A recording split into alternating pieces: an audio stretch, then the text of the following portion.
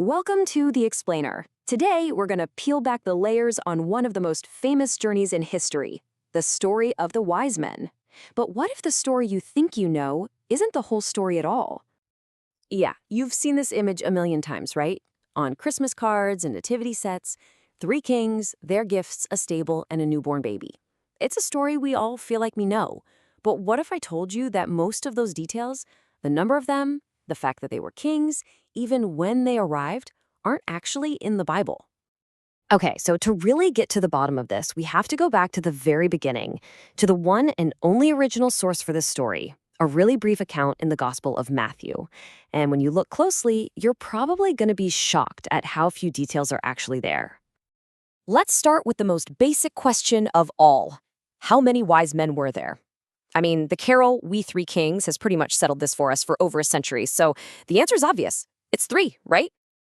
Well, not so fast. The crazy thing is, Matthew's gospel never, ever states how many visitors there were. The idea of three is just a later tradition, and it probably comes from the fact that there were three gifts. But get this, early Christian art tells a totally different story. Some paintings show two magi, others show four, and some ancient Syrian traditions even suggested there were 12 of them. Okay, so the number is just an assumption, but they were definitely kings. That part has to be right, doesn't it? Nope, not even close.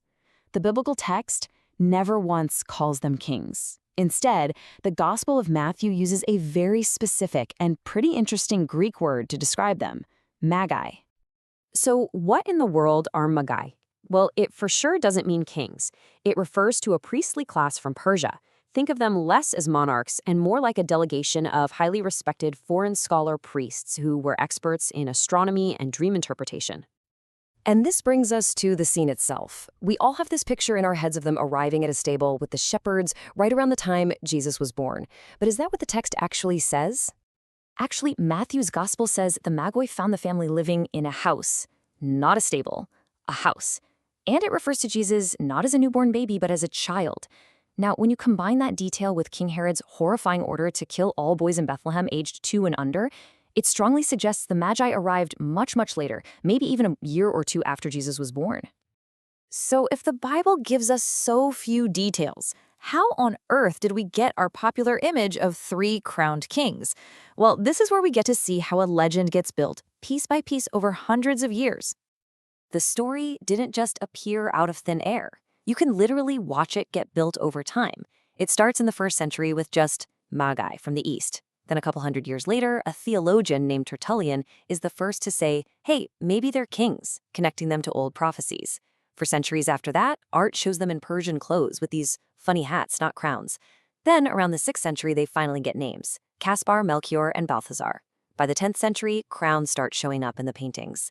And finally, in 1857, that Christmas carol comes out and just seals the deal in our minds forever. So, a huge reason for this whole transformation was theology. Early church fathers like Tertullian wanted to connect the dots. They looked at Old Testament prophecies, like in Isaiah and the Psalms, that described foreign kings bringing gifts to honor a divine ruler. So by making the Magi into kings, it made the nativity story seem like a perfect fulfillment of ancient prophecy. Now, let's talk about the gifts for a second. This is the one thing Matthew is super specific about. They brought gold, frankincense, and myrrh. And these gifts have been understood in a few different ways. First, as a tribute. I mean, these were really valuable items, exactly the kind of thing you'd bring to honor a king. Second, they're seen as theological symbols. Gold for a king, frankincense for a god, and myrrh, which was used in burials, representing his mortality. But there's a third, really practical view. They were treatments. Both frankincense and myrrh were key ingredients in ancient medicine. And what's so fascinating in how these symbolic gifts were so grounded in the real world. Frankincense wasn't just some mysterious magical substance. It was a real, tangible, and very valuable resin that was traded all over the ancient world. It was used for everything from temple incense to perfume to medicine.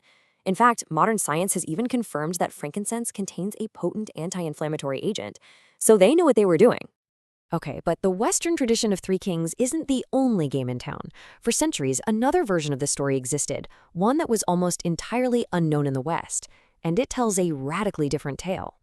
It comes from this ancient Syriac manuscript called the Revelation of the Magi. Scholars have dated it as far back as the 2nd or 3rd century, and here's the kicker, it claims to be the Magi's own first-person account of their journey. And the story it tells is just stunningly different. In this version, there aren't 3 Magi, there are at least 12. They're not from Persia, but from this mythical land called Shir, which some scholars think might even be China.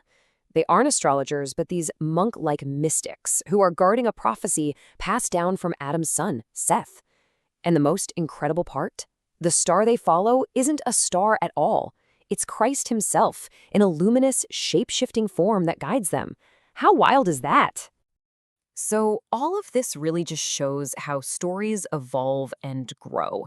The tale of the Magi is a perfect case study in how we expand on our foundational stories to find deeper and deeper meaning. This quote just captures it perfectly. The scriptural silence in Matthew's gospel, the fact that it doesn't name them or count them, wasn't a weakness. It was an invitation. It created this blank canvas that theologians, storytellers, and artists have been filling in for 2,000 years. And you can see this evolution so clearly in the art. They start out as these distinctly foreign Persian scholars. You can tell by their trousers and their pointy caps. Then over centuries, those caps slowly transform into royal crowns. And eventually, they come to represent all of humanity. One is old, one is middle-aged, one is young. And they represent the 3 known continents of the time: Europe, Asia, and Africa. Ultimately, the journey from these unnamed Magi to the famous kings Melchior, Caspar, and Balthazar, it reveals this deep human need we have to enrich the narratives that give us meaning. The Christmas story we tell today is really this incredible tapestry, woven from just a few biblical threads and 2 millennia of tradition, imagination, and faith. It makes you wonder, doesn't it? What other stories we think we know are just the beginning of a much bigger tale.